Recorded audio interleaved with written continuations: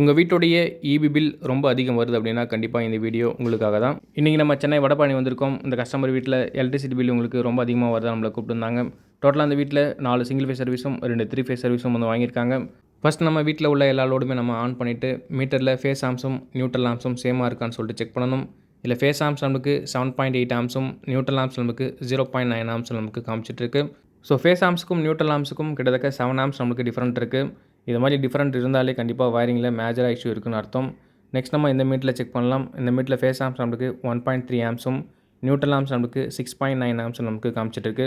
So face ஆம்ஸுக்கும் neutral ஆம்ஸுக்கும் கிட்டத்தட்ட 5.5 arms நம்மளுக்கு neutral arms வந்து அதிகமாக இருக்குது.